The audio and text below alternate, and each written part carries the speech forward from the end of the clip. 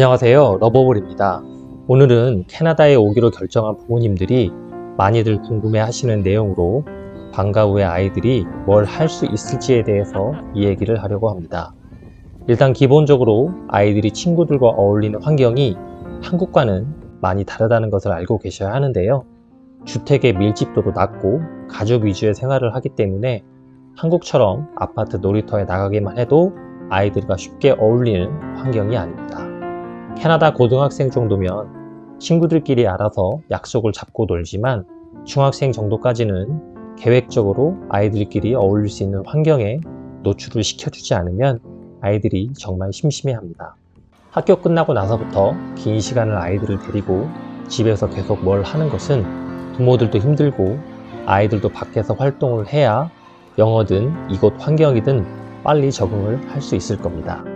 학교마다 조금씩 차이가 있지만 대부분이 3시쯤이면 학교 일정이 다 끝나고 이때부터는 집에 가거나 방과 후 활동을 선택하든지 해야 하는데요.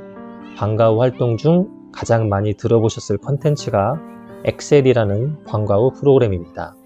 일단 엑셀이 뭔지를 설명을 드리자면 우리나라로 치면 돌봄 교실이랑 비슷하다고 보시면 되는데요.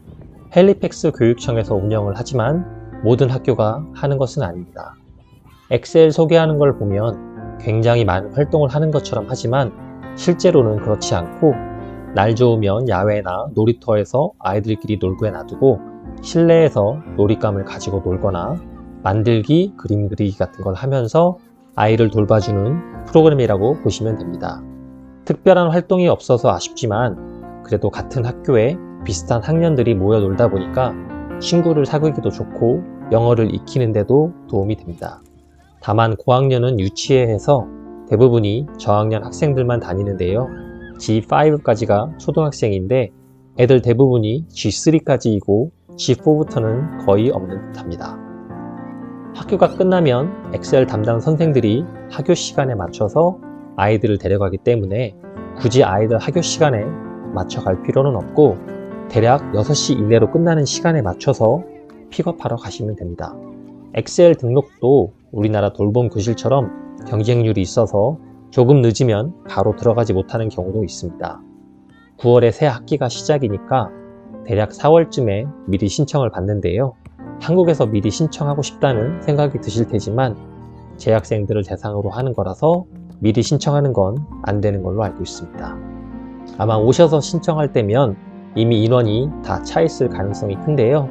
이때는 대기를 걸어 놓으시고 결혼이 생길 때 들어가는 방법밖에 없습니다.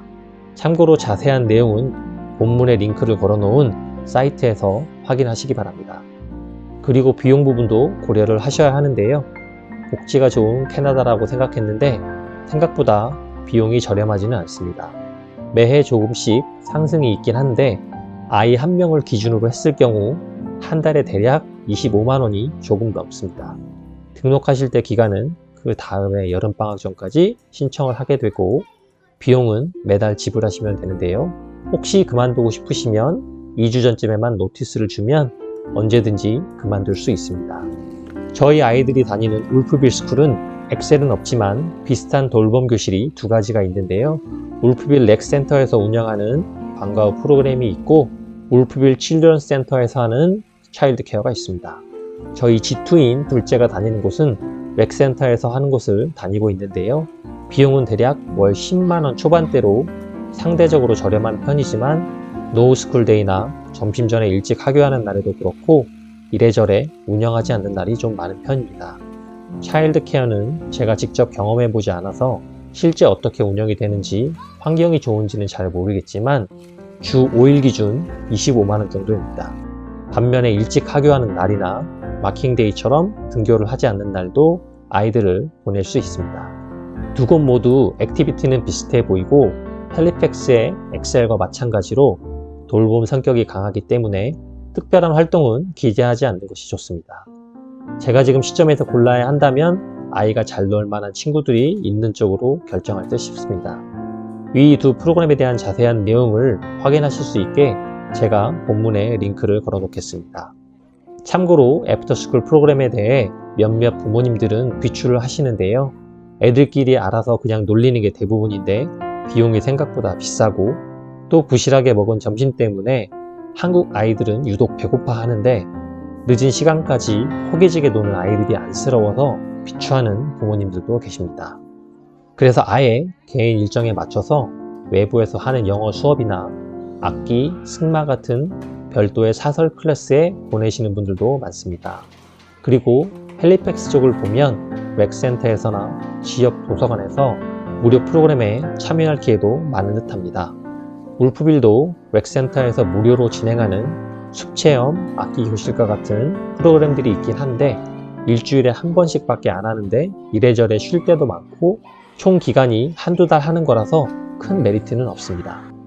저학년 방과후와는 달리 주니어 하이스쿨인 G6부터는 주로 학교에서 계절에 맞게 운영하는 스쿨 스포츠에 참여합니다. 이 부분은 울프빌 스쿨 기준으로 설명을 드릴 텐데요. 다른 학교도 큰 차이는 없는 것으로 알고 있습니다. 스포츠에 참여하는 방식은 학교에서 공지가 나가고 원하는 아이들한테 신청서를 받습니다. 어떤 종목들이 있는지 궁금하실 텐데요. 제가 지난번에 올린 홈페이지로 보는 캐나다 학교 생활 영상을 참고하시면 될 듯합니다. 종목은 날씨에 맞게 순차적으로 진행을 하기 때문에 스포츠를 끊이지 않고 할 수 있습니다. 짧게는 2개월, 길게는 3개월가량을 진행하고 참여 비용은 종목당 대략 3에서 5만원 사이로 부담 없는 수준입니다. 지금까지 학교에서 진행된 활동을 통해서 설명을 드리자면 9월 학기가 시작됐을 때 날씨가 좋았기 때문에 야외에서 할 수 있는 축구팀을 운영했습니다. 일주일에 한두 번쯤 방과 후에 대략 1시간 반 동안 연습을 하거나 자체 게임을 한두 번 하더니 바로 지역의 다른 학교들과 학교 대항전을 진행했습니다. 그렇게 축구가 끝났고 10월 말부터는 바로 배구를 시작했습니다. 배구도 축구랑 비슷하게 운영이 됐는데요. 12월 초에 지역 토너먼트 경기를 끝으로 배구 시즌도 끝이 났습니다. 배구 끝나자마자는 바로 농구를 시작했고 2월 말까지 진행이 되는 걸로 알고 있습니다. 3월부터는 어떤 스포츠를 하게 될런지는 두고 봐야 할 것 같습니다. 캐나다 하면 떠오르는 활동인 아이스 스케이팅은 왜 안 할까 궁금해 하실 것 같은데요. 스케이팅은 아이스 링크가 있어야 하기 때문에 학교에서 진행하지 않고 각 지역에 있는 아이스 링크에서 진행할 수밖에 없는데요. 울프빌은 아카디아 대학교 아이스 스케이트장에서 하는 울프빌 스케이팅 클럽에 등록을 해야 합니다.